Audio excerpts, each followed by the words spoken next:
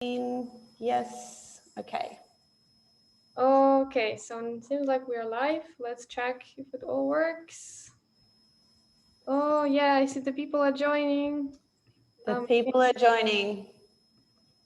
Yeah. Welcome, everyone. Sorry we're a little bit late. I was trying to join through the same link as you were, and I needed to join as a panelist. So there we go. Everybody's learned something about Zoom today. Exactly. Thank you so much for joining. So just a quick reminder, if you want to ask a question to our speaker, to Katja, please post it in the Q&A.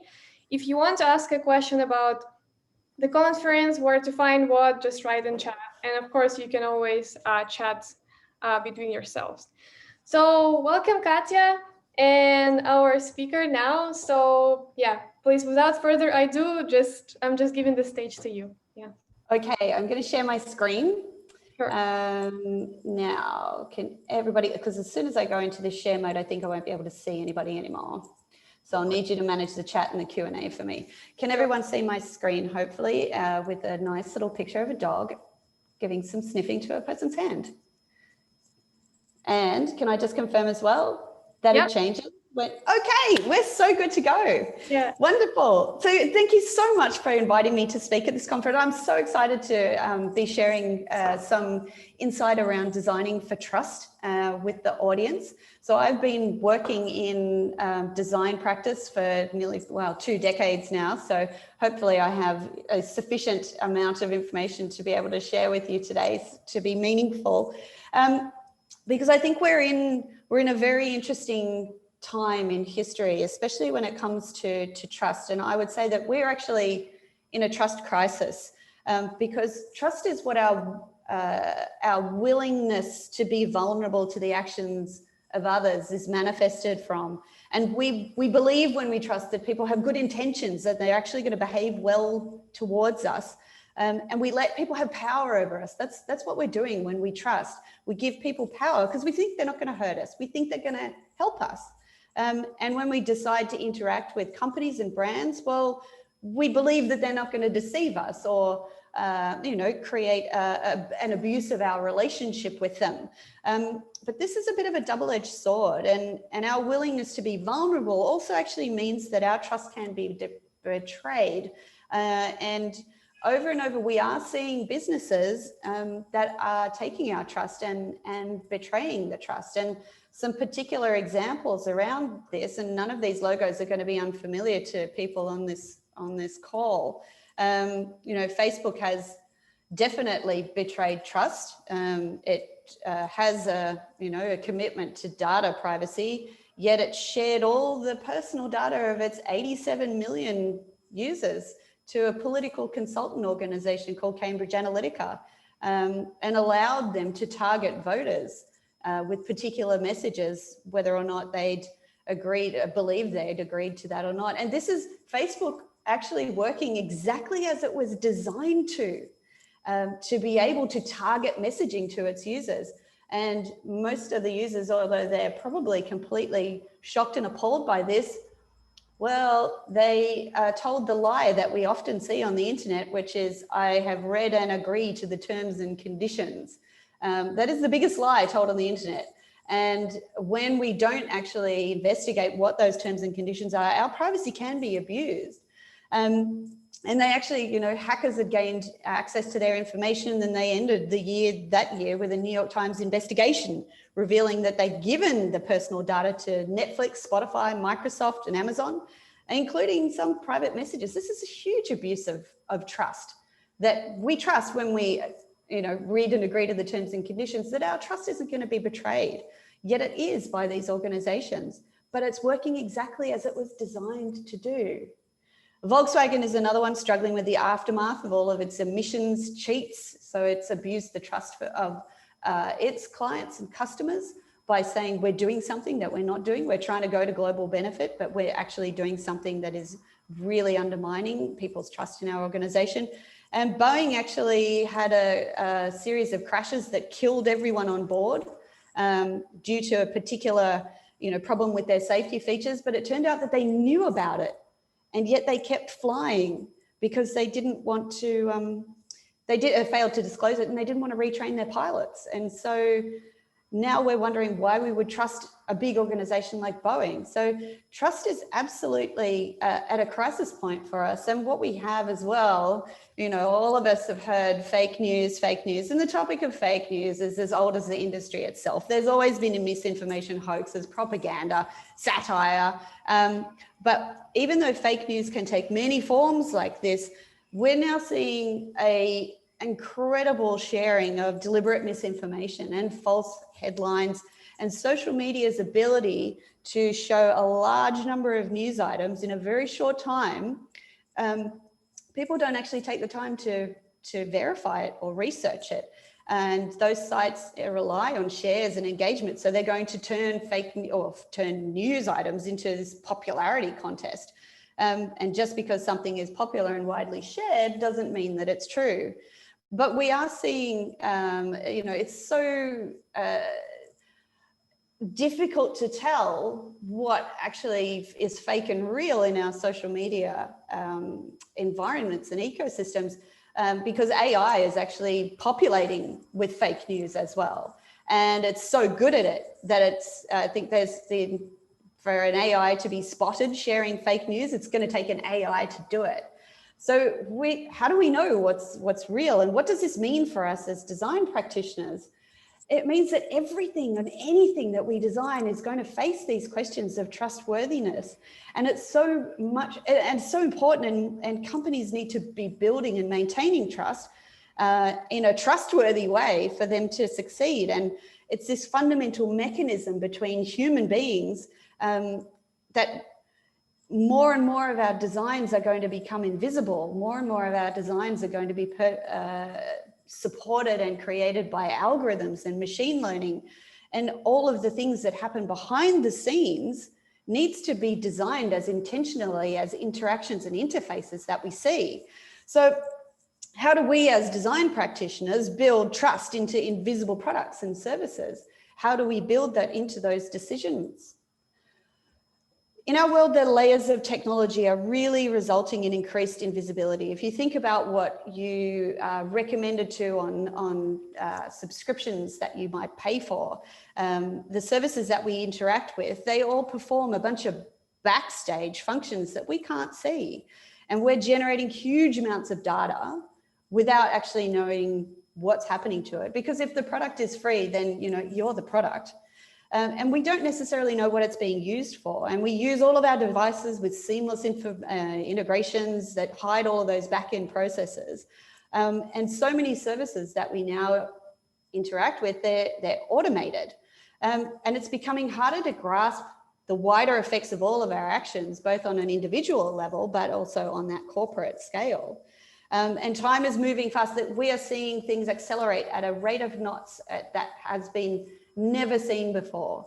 Things that would happen in a generation are now happening in 10 years. Change that would take a generation is now happening in 10 years.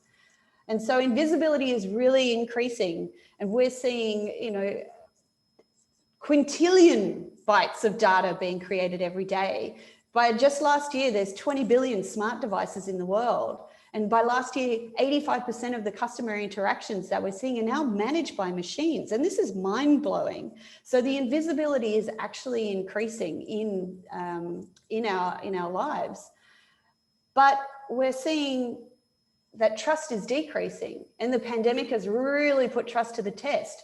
Governments were the most trusted institutions in May last year, and then they lost its lead as the trust in governments went down, and businesses are now trusted more than governments in about 18 out of the 27 countries that are included in the Edelman Trust Barometer. Trust in information sources is at absolutely record lows. And this is really disturbing, because businesses are now being seen as more trustworthy and ethical than our governments. Now, this is not the right balance, and it's something that I think that as design practitioners, we need to figure out, how do we in our practice create more trust in our government services and in our business clients as well. because trust is absolutely essential. All of our human interactions and our relationships and all of our systems are built on trust. And every day we put our trust in people, we do it in organizations, into services, and it's a vital currency for us as human beings living in the world. And so things are only going to exist if we trust them. So we need to design for the trust. And we are a unique animal in that we are, the only animal that has this kind of, neurochemical makeup that makes us trust.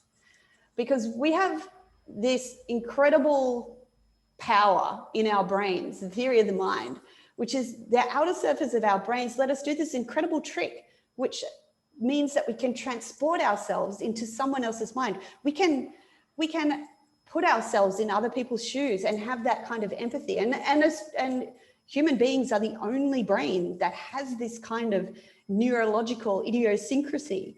No other animal does it. We have, secondly, that ability to share people's emotions as well. And this comes from also our brain idiosyncrasies in oxytocin, dopamine, which gives us the ability to have that empathy. And we want to collaborate with people. Dopamine makes us feel good and want to collaborate with people. And that means that we've evolved working together, doing things that we all enjoy. So trust can be designed. It can be designed in products and systems and services. But how do we design it into new technology? And what does it even look like when we do that? So when we trust, we can move forward with a relationship with a brand or a product in three ways. We can move forward with a sense of risk that we don't have any confidence, and we just have to assume that risk to move forward. We could try and get all the possible information and cross-check it and then, see if we want to move forward, and we can move forward with an awareness of what awaits for us. So that's sort of a slightly higher level of confidence, I guess, in the way that we can move forward with our relationships, products and brands. But we really want to move forward, and we want to design systems and tools that people can move forward with trust. So they can be confident, not only because they know what's going to happen, but they know that they can trust the person who's creating this experience for them. And these are the sorts of relationships that we want to foster, these trusted relationships in our design practice. But it's easy to sort of say that, but harder to get to that trust leap. Because even when we feel confident with the interaction that we're about to have with a product or a service or brand, there's still a level of vulnerability that happens when we trust. And when you're designing something to be trustworthy, you need to remember that vulnerability in your ultimate end user or the people for whom you're providing this product or service for. But it's an invaluable bond. It's a social contract that we're making.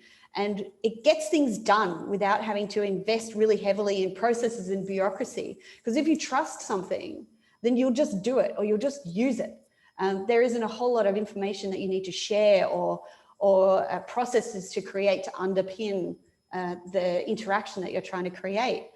So trusting the invisibility, as I said, is really starting to rule the world as the interfaces are disappearing. So how in the interactions that you create are you going to design so that people trust all the invisible decisions that are being made for them? A really great example of this, which I like very, very much, is the one that Jaguar Land Rover did with their driverless car prototype.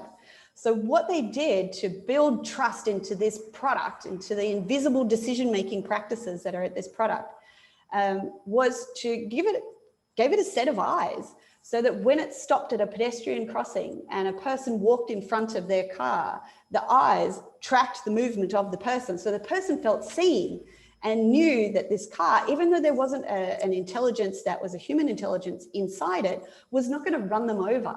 So this was just a really interesting psychological design trick that they did to make people trust this inanimate object and that they weren't going to come to harm when they interacted with it.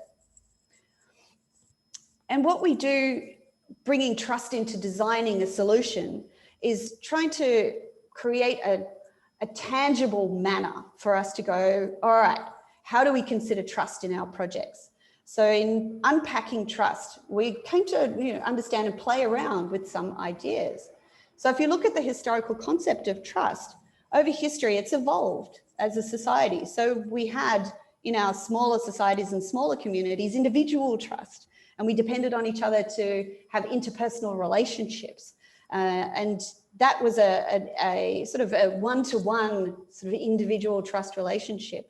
But as things got bigger and communities increased, we ended up with a trust model that needed to be supported at scale. And so that's what we call systemic trust. So it's trust across societies, across larger groups of peoples, across institutions such as banks or governments. And that systemic or institutional trust is what modern society is actually built on. So when you're thinking about how do I build trust into my design practice, you're probably going to be looking at, am I trying to build a one-to-one relationship, individual trust, or am I trying to build systemic trust? So asking your questions like that before you start your design practice or your design activities is actually going to give you a bit of a steer in how you're going to execute that. And we see a lot of societal change at the moment, a lot of loss of trust, a lot of technologies with challenges to overcome, and a lot of skeptical people. So I think we're in a new trust paradigm. So thinking about these questions, so trust is eroded in society at the moment. So how might we engage with these people so that we can have them trust whatever it is that we're asking them to interact with?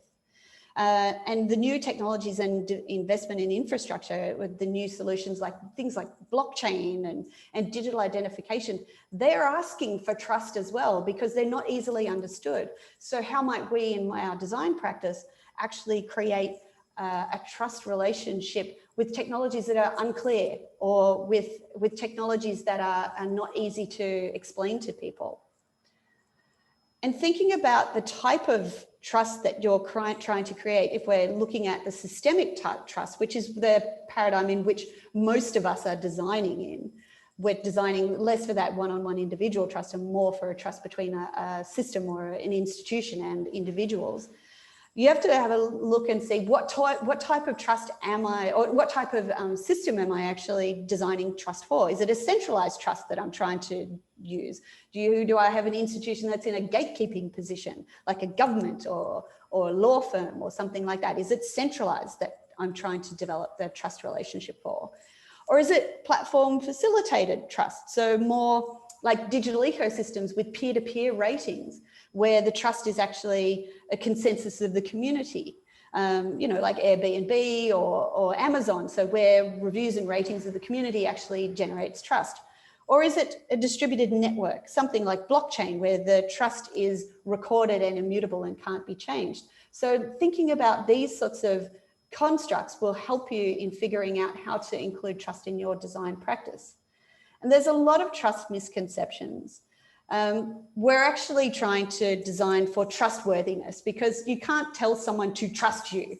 Trust is delivered by someone believing that you are trustworthy. So we're actually trying to design a relationship that is based on trustworthiness. So you can only set up the platform for it. You can't force someone to trust you. And just because you do it doesn't mean you trust it. Just because somebody engages with a service and activity doesn't mean they trust them. Like it might be because of a lack of options or their priorities are different to what they would want them to be. Like I don't trust Facebook at all, yet I still engage with the platform. And trust doesn't necessarily equal transparency, and transparency doesn't necessarily equal trust, because transparency can be a great way to get people to trust your designs. But it doesn't always mean that it's clear. Somebody doesn't necessarily, you can be transparent about blockchain, but it doesn't necessarily mean that somebody's going to trust you because they probably don't understand it. And you want to be able to create transparency in a way that's understandable for people. And I think that this is a good little graph. And looking at the relationship between trust and transparency, and there is a confidence threshold. So if you're below the line, I guess, on trust and transparency, people are not going to feel necessarily confident in engaging with your design or the product or your service. If you can get the trust and transparency levels up into that top right-hand confidence quadrant, that is the area of the trust axis that you want to be on. And it's really subjective because it depends on people's perception of risk or things like that. And trust is not absolute. The way we express ourselves when we talk about trust, it's not like in absolutes of I trust you or don't trust you or never trust you again. There's a lot of detail about why people trust or don't trust, and it's not a binary thing. There's a lot of shades of gray in trust, which makes it even harder to design for.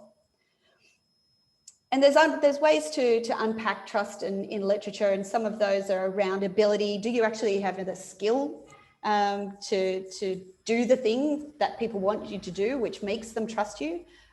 Do you have a sense of benevolence in your product or your service, so that people can actually believe you're well-meaning? And is there integrity? Do people believe that you are honest? These are all factors in how you can communicate about your product and service in your design to get people to feel that it is trustworthy. And another way of designing for trust is this concept of trust displacement. So you can displace trust by engaging a partner, leveraging someone else's reputation. So we are, my product or service is like Volvo. You can use perhaps an authority. It's something, it doesn't have to be top down. It can be something like a B Corp, which is a particular subject matter expertise or set of values that you can align and show that you're trustworthy through that alliance. And also transparency can be a catalyzer for trust. It doesn't necessarily mean trust, but it can absolutely act as a trigger and build up that kind of track record. And in the work that you do, there's a couple of places where you will probably find yourself. One, you would maybe be helping institutions to rebuild trust because they're in a trust crisis and helping them find a path to a new paradigm. Or you could be in a brand new business, an emerging service or technology, and be able to contribute to their challenges. But the last thoughts I wanted to leave you with is that I don't want you to think this is about manipulation. It's not the purpose. And you could think that we could pair this with behavior design to get as a malicious plan to deceive people to trust and lead to sort of this trust washing scenario. So the advice that I would give is to make sure that we use our power for good and our understanding of human psychology to actually get a good societal outcome and build that trustworthiness into our products and tools and services. So don't trust wash is the last thought that I wanted to leave you with. Our responsibility is to drive in a direction that wins for all. And what matters tomorrow is designed today. So you're already working on these important questions. And I would encourage you to absolutely embrace it and take forward your design practices to create fantastic, trustworthy products and services. Thank you so much. Please follow the conversation at our Design It handle, or you can hit me up on Twitter. I think I've got maybe 1 minute for questions. Don't worry, we can have a little bit more since we started late. Thank you so much, Katja. It was really, really, really cool. I'm really impressed by your different take on the trust. And I think it's very refreshing because we talk a lot about the commercial design for business. And yeah, there's so much, this dark UX patterns all over. So I can tell you about some super dark UX if you want me to, but it just depends on the time. I'd love to do questions first before I start ranting about things. I also have to give great thanks to two of my team members, Sophie Parker and Guille Granda, who did a lot of the research that was input into this talk. So my thanks to them as well. Happy to take questions. How would you like to run the Q&A? Do you want to just, do you want me to go into it, or would you like to? It's all right. I mean, I have some questions already here. So I think, yeah, I'm going to start with the last one because I think it's the most related to what you said just recently. So do you see brands in near future come to the forefront and acknowledge the trust factor related to their products in general? So do you think that trust will be a catalyst to boost their business? If they're smart.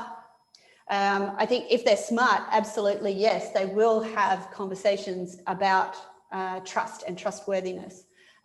If they have great advisors internally, and that's all of you, to spark those conversations I think that they will absolutely be doing that. And my hope is that the more design practitioners in organizations who ask these questions about how are we demonstrating our trustworthiness to our users, our customers, our citizens, and really sparking those conversations and thinking behind those conversations, the more organizations are going to feel like they actually do have an obligation to their customers, their constituents, their citizens, to actually show and demonstrate that they are operating in an ethical way, in a trustworthy way, in a way that is actually going to provide societal benefit.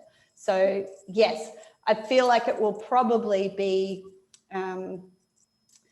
pushed by others rather than a voluntary thing. But the more companies that start to showcase trust and trustworthiness as a reason why you want to engage with them, then I think the more companies are likely to go, oh, we should probably be doing that too. We better get on that. Then like just a follow-up question to that. Let's say we have Facebook, so the company that already suffered from a lot of mistrust for a good reason. And then they come out and say, yeah, like we are talking about the trust, we are trustworthy. So is there a way for brands that made mistakes, let's call it that way, in past to actually gain trust back? To rehabilitate themselves? Yeah. Yeah, I think with Facebook as an example, it is really very difficult. It's an uphill struggle for them. The ways that you can, to rehabilitate a brand from a trust perspective, number one is that transparency. In what ways that are and this is really important. It's like, you don't just tell everybody everything and go, oh, transparent. In what ways that are meaningful and understandable to our target human that we're trying to communicate with, can we demonstrate our trustworthiness through transparency? There's no point, say somebody doesn't trust a particular algorithm. It's no point like publishing the algorithm and going, look, that's how it works. If I or another person doesn't understand it, if somebody doesn't understand the transparency of what you're communicating, then it makes it even more difficult, I think. So transparency is the first, but appropriate transparency is one way for rehabilitation. And the other ones are looking at that, potentially that trust displacement that I was talking about. So finding a partner who can you can leverage their brand or the type of activities that they do to increase trust in your own organization. So for Facebook, for example, if they partnered with, say, the UN data ethics group and said, we have opened our doors to these people who you trust, know about data ethics, and we've shown them everything, and they are saying that we're doing good things, then that's another way to rehabilitate from a brand catastrophe and a data, like a trust catastrophe such as Facebook has gone through. So those are a couple of examples of how that might happen, but it's for that organization, I'm never going to trust them. For a good reason, yeah. And yeah, the last question, it's very interesting. I'm not sure you'll be able to answer it fast enough, but yeah, just a good conversation. Give it a go. So do you think that systemic trust is now a shared behavior of our current culture? Yes, it is. Because if you look at the context that trust has evolved through, so our original culture was that small communities, people who interacted with each other just in a small group or within close local groups to them, because there was not that ability to travel. I mean, we're talking about going back thousands and thousands of years here. And that was the original way that people gained trust with each other, through those one-to-one or those individual close relationships. This, now that our society has evolved in the way that it has, so that we have larger groups, organizations, institutions, governments, in huge technology platforms and technology players, these are all representative of systemic trust. And so